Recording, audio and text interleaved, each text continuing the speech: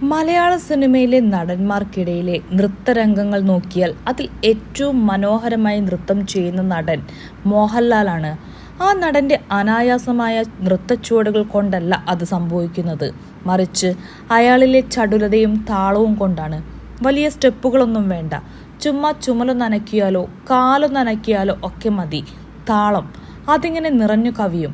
അതിനെ വെറും body flexibility എന്നൊന്നും പറഞ്ഞ് നിസ്സാരമാക്കാനും പറ്റില്ല. താളം അതാണ് ആ നൃത്തത്തിന് കൊടുക്കാൻ പറ്റിയ കൃത്യമായ പര്യായം.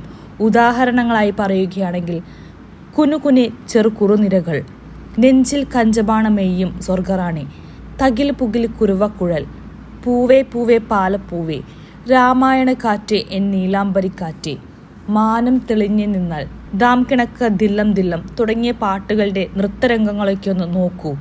പാട്ടിനൊക്കെ അത്രയ്ക്ക് ഓളം വരുന്നുണ്ട്.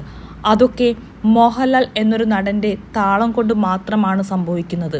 അതിലൊരു വാദവുമില്ല, ഒരു തർക്കവുമില്ല. ഉറപ്പായും ഇതിനൊന്നും ഒരു കാലത്തും റീപ്ലേസ്മെന്റുമില്ല. സ്ക്രീൻ പ്രസൻസ് അതുപോലെ താളവും അതുതന്നെയാണ് ഹൈലൈറ്റ്.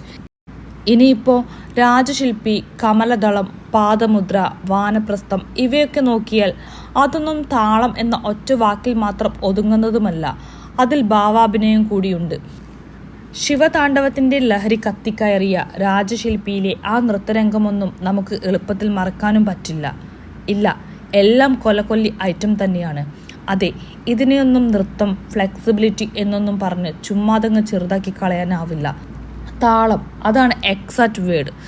നൃത്താചാര്യനും നൃത്ത സംവിധായകനുമായ നട്ടുവൻ പരമശിവം പാദമുദ്രയിലെ മോഹൻലാലിന്റെ കാവടിയാട്ടത്തെക്കുറിച്ച് പറഞ്ഞത് ഇങ്ങനെയാണ്: ഞാൻ നിരവധി പേരെ നൃത്തം പഠിപ്പിച്ചിട്ടുണ്ട്. നൃത്തം പഠിക്കുക എന്ന മോഹം മാത്രമായി വന്നവരാണ് അവരെല്ലാവരും.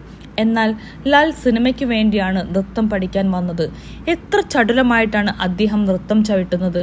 ലാൽ കാവടിയെടുത്ത് ആടുന്നത് കണ്ടപ്പോൾ അദ്ദേഹം അതിനുവേണ്ടി ജനിച്ചതാണെന്ന് പോലും എനിക്ക് തോന്നിപ്പോയി.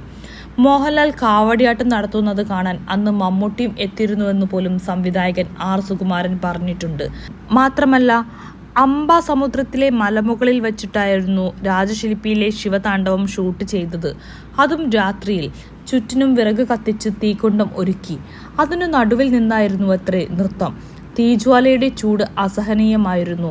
വിഷപ്പാമ്പ് അരികിലൂടെ ഇഴഞ്ഞു പോയിട്ടും മോഹൻലാൽ അപ്പോഴും ശിവതാണ്ഡവത്തിന്റെ ലഹരിയിലായിരുന്നുവെന്നാണ് ചിത്രത്തിന്റെ സംവിധായകനായ ആർ സുകുമാരൻ പറഞ്ഞിട്ടുള്ളത്. അതെ, നൃത്തവും സംഘട്ടനവും ഭാവാഭിനയവും ഹാസ്യവും ഒരേ നടനിൽ സമ്മേളിക്കുക, താളം നിറഞ്ഞൊഴുകുക എന്നൊരു പ്രതിഭാസമാണ് നടൻ മോഹൻലാൽ.